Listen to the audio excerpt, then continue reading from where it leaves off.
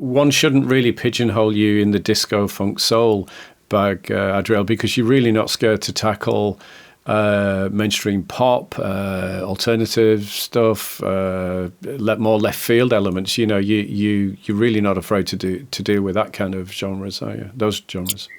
Yeah, no, absolutely, and even something like drum and bass or whatever. Like if I'm DJing at a festival, I don't really want to stick to 120 to 130 BPM for the entire set.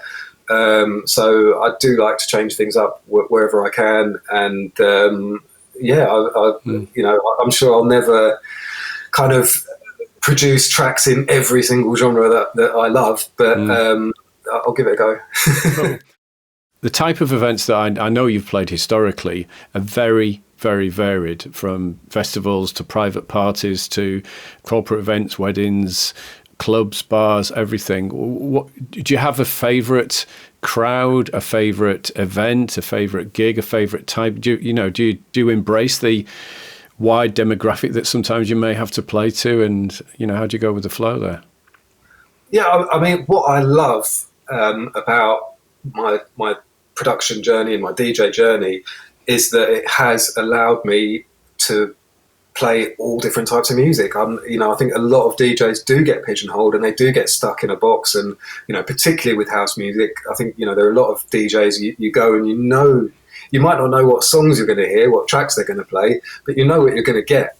Yeah. And I think what I love is that people might have an idea of what I'm going to do, but I can always play around with that a bit, and I can go very, very housey sometimes, and maybe even a bit techie, but then I'll pull it back and go really vocal and really disco and really melodic.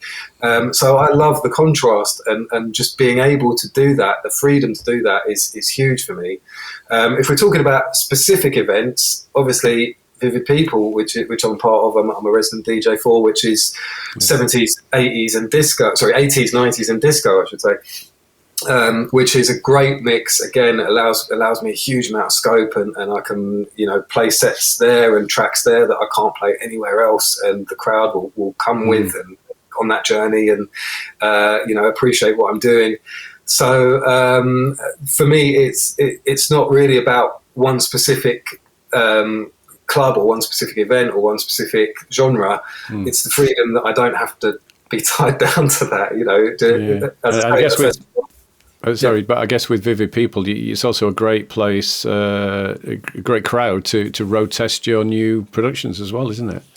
Yeah, I mean, it's been a huge part of shaping my production style over the last 2 years specifically, because it's really not often that you can play to a crowd who are going to appreciate those sort of tracks. I'm talking specifically kind of, let's say, 80s remixes, a bit of 90s, early 90s remixes.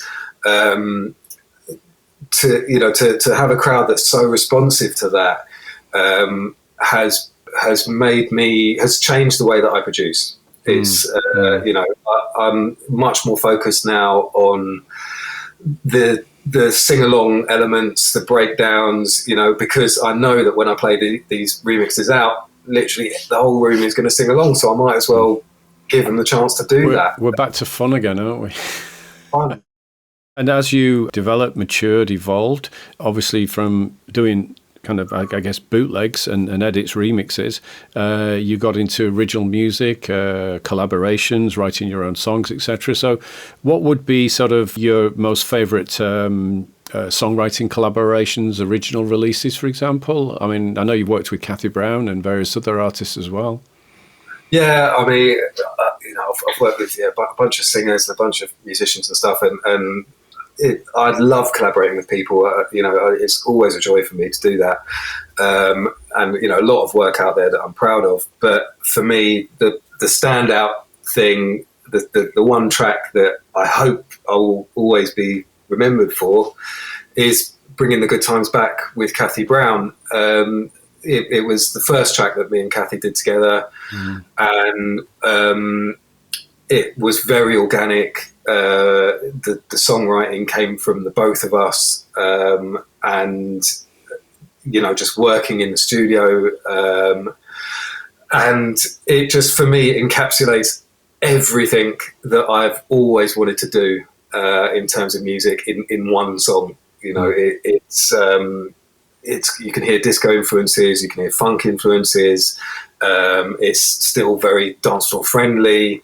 I think the vocal is absolutely incredible. I think it's one of Kathy's best vocals that she's ever done, really. And as we were saying before, above all, it's fun. It's a fun track, positive track. At the time, she said to me that she'd been writing a lot of sort of, maybe not negative, but stuff about breakups and stuff with that kind of connotation to it. I'm a strong, independent woman kind of vibe. Yeah. And this was just about kind of, it was post-COVID, and the whole point of it was kind of, let's just get back out there and get partying again. Yeah. And then another reason why it is such a huge track for me as well is because there was a very purposeful reference to Norman Jay and his Good Times sound system. He was the first person I sent the track to. And he actually came back and was like, I love the track, but can we get a little bit more vocal? Can we get like a vocal intro? And so me and Kathy went back in the studio and recorded a bit more vocal just for Norman. And he was obviously very appreciative, and has kind of really championed the track and has played it a lot, which is amazing. A dream come true for me.